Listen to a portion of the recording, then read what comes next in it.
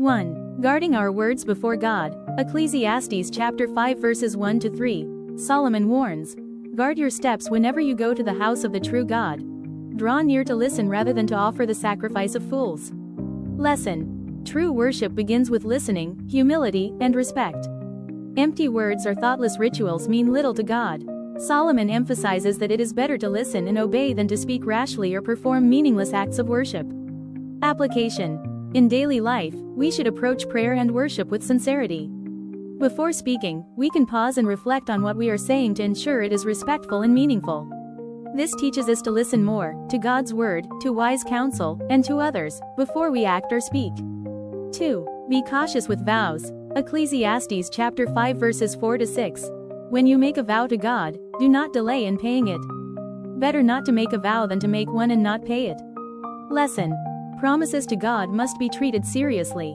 A vow is a solemn commitment, and breaking it brings guilt. Solomon warns against careless speech that can lead to sin. Application. We can apply this by being honest and realistic about our commitments, to God, family, or work.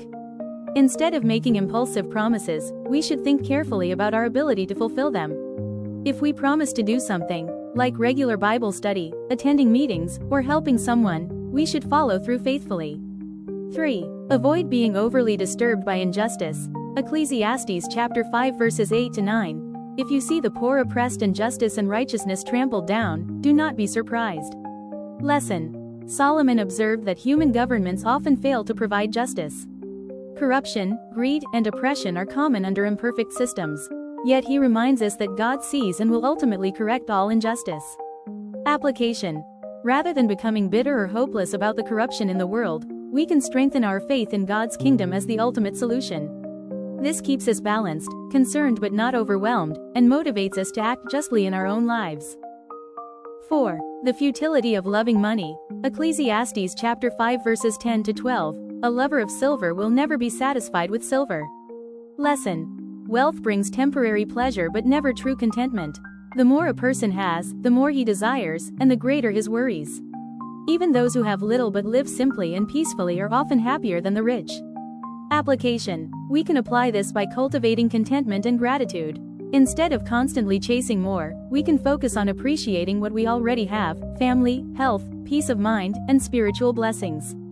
Regular prayer and meditation on God's word help us keep money in its proper place, as a tool, not a master. 5. Enjoying the simple blessings of life. Ecclesiastes chapter 5 verses 18 to 20. It is good and proper for one to eat and drink and to find enjoyment in all his hard work. Lesson. Solomon concludes that genuine happiness comes from appreciating life's simple gifts from God: work, food, family, and the ability to enjoy them.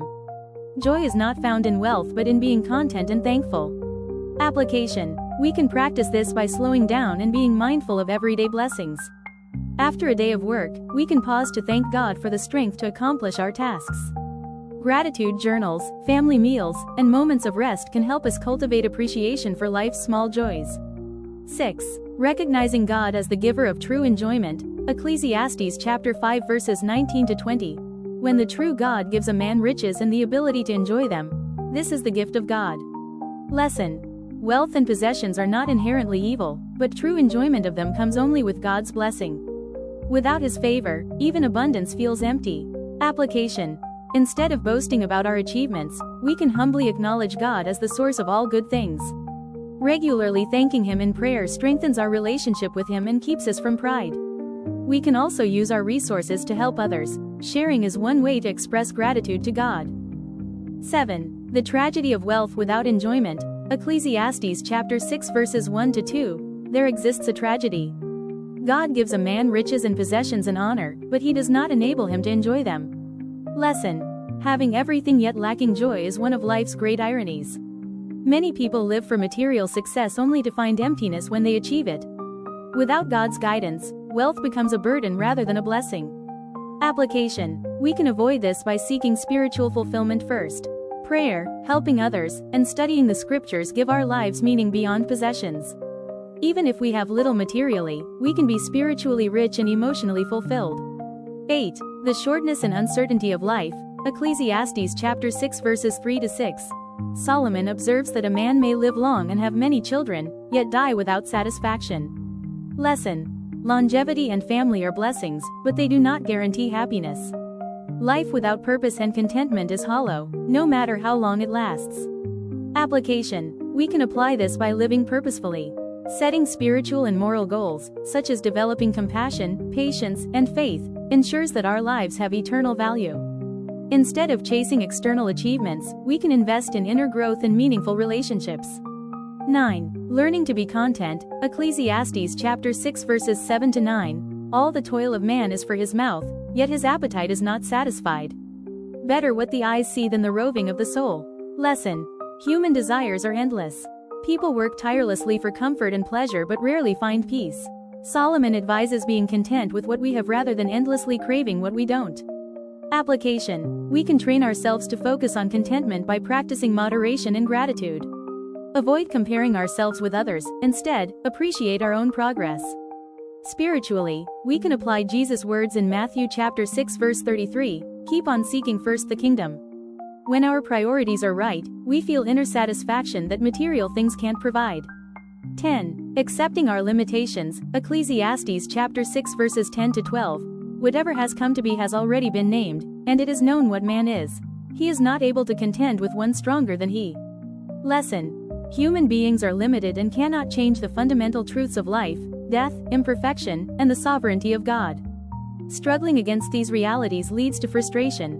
Wisdom lies in humble acceptance. Application. We can find peace by trusting in God's control. Instead of stressing over what we cannot change, like aging, loss, or certain injustices, we can focus on doing what is within our power, living faithfully, helping others, and maintaining hope in God's promises. Summary. Key lessons from Ecclesiastes 5 to 6. Respect and listen to God in worship. Think before speaking or vowing, words matter. Keep your promises with integrity. Avoid vanity and idle talk. Focus on meaningful living. Trust in God's justice despite worldly corruption. Do not love money, for it never satisfies. Use wealth wisely, it can vanish at any time. Enjoy simple blessings with gratitude. Be content, riches without joy are empty. Live purposefully, not just long. Learn contentment. Avoid endless craving. Accept your limits and rely on God's wisdom. Final thought. Ecclesiastes 5 to 6 teaches that true fulfillment is not found in possessions, position, or pleasure, but in humility, gratitude, and reverence for God. When we focus on our Creator, enjoy life's simple gifts, and live with integrity, our days become meaningful and peaceful, no matter how long or short they are.